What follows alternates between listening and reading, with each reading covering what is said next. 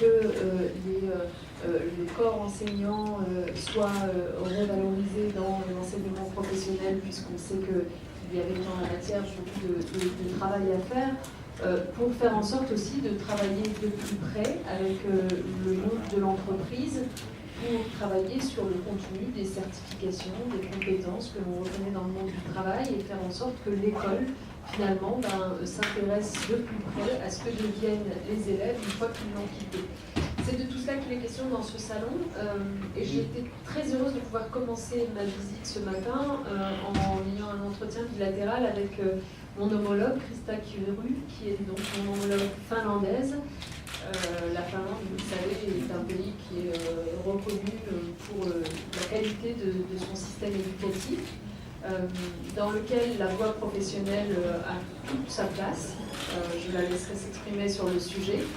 Mais nous avons eu un échange très riche qui nous a conduit à souhaiter travailler très étroitement ensemble sur un certain nombre de sujets qui nous sont communs, à la fois la question de l'amélioration de l'orientation scolaire des élèves, par exemple, mais aussi de manière plus générale la qualité de vie dans les établissements scolaires, puisqu'on a beaucoup parlé de ces problèmes de mal-être qu'on pouvait déceler ici ou là.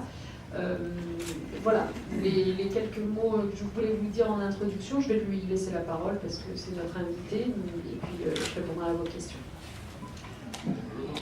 J'ai étudié en français à l'école, 5 ans, mais c'est très difficile de parler français parce que je ne parle pas français chaque jour.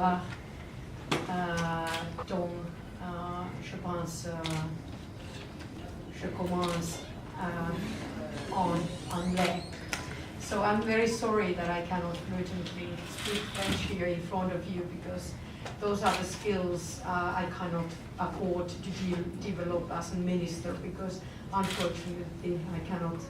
For us to promote vocational training, to spread the word around youngsters, to show them that there is an option, there is a vocational option.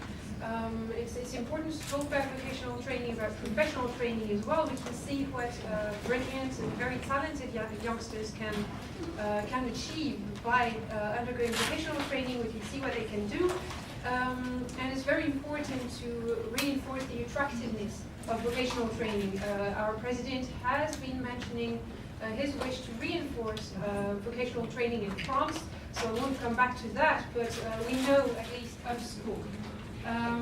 It has been a pleasure for me to start. Les élèves qui décrochent, eh bien, on est préoccupés dans les deux pays, donc il y a une volonté de s'y attaquer ensemble.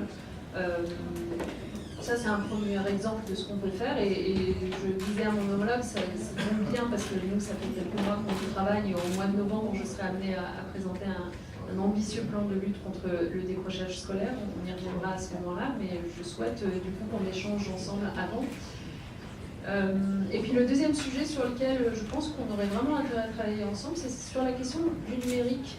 Parce que ma collègue aussi s'apprête à lancer sous forme expérimentale d'abord, avant sans doute de le généraliser, ce qu'elle a appelé des écoles dans lesquelles il y aurait un véritable digital agenda, avec pas simplement une question d'équipement évidemment, mais aussi une question de pratique pédagogique qui introduisent de l'interactivité, le caractère ludique, le caractère différencié aussi de la pédagogie pour mieux traiter les difficultés des élèves grâce à l'outil numérique. Et vous n'êtes pas sans savoir que le président de la République l'a annoncé, nous souhaitons doter nous-mêmes d'un ambitieux plan numérique à horizon rentrée 2016 dans les collèges. Et donc, bien sûr, nous allons regarder ça ensemble. Des difficultés dans lesquelles on avait plongé l'éducation nationale après avoir supprimé 80 000 postes d'enseignants, je vous le rappelle, ces dernières années. Je veux dire, il ne faut pas s'étonner de ce que quand la majorité précédente, la droite en l'occurrence, a décidé de supprimer ces 80 000 postes, eh bien, ce sont les remplaçants qui ont été les premiers touchés. D'ailleurs, pour être même plus précise, pour ne pas que ça se voit trop, en réalité, on a commencé par supprimer et les remplaçants et les RASEL, vous savez, ces fameux adultes qui intervenaient auprès des élèves les plus en difficulté. Et on a faire des efforts ou dans certains secteurs, bien oui, on se serre la ceinture, on fait des économies. Il faut quand même savoir se réjouir de ce que l'on ait fait de l'éducation une priorité. Et je crois qu'en effet, ça en vaut la peine. Mais c'est toujours mieux de le redire. Comment la paramétrer exactement, quelles difficultés prendre en considération, quelles communes continuer à accompagner.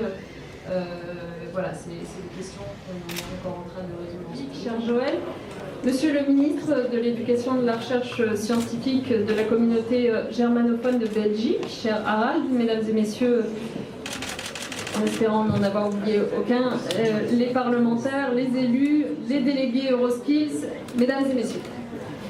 Bon, d'abord, je voudrais commencer par remercier très sincèrement la région Nord-Pas-de-Calais et la ville de Lille pour l'organisation de ces Euroskills et plus largement pour cette dynamique que vous avez su impulser en proclamant cette année 2014 année régionale de l'apprentissage.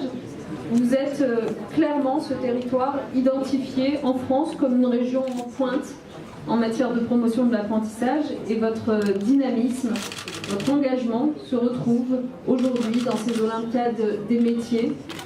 Si j'ai bien compris, parce que malheureusement je n'ai pas encore eu le temps de visiter moi-même, mais je le ferai longuement cet après-midi avec plaisir, il y a plus de 500 jeunes qui sont là, c'est cela, qui sont originaires eux-mêmes de 25 pays avec un objectif qui est celui d'Euroskills, faire valoir de leur offrir. Aujourd'hui d'ailleurs à Euroskills, vous voyez bien que les domaines de compétences des jeunes qui sont là sont extrêmement vastes. Ils vont du transport, de la logistique, à la construction des bâtiments, la technologie de l'ingénierie, les arts créatifs, la mode, les technologies de l'information et de la communication, bien sûr, mais aussi les services d'aide à la personne. Eh bien, tout cela nous donne une leçon à méditer, c'est qu'il n'y a pas une route unique vers le succès, il n'y a pas une seule voie pour réussir, un métier plus valorisant qu'un autre. Il y a une pluralité d'opportunités qui peuvent nous rendre heureux et nous permettre de réussir si tant est qu'ils correspondent à nos aspirations profondes, excellence, diversité des parcours possibles et des opportunités. Le troisième point, c'est ouverture au monde. Et ouverture au monde, 3 choses à retenir.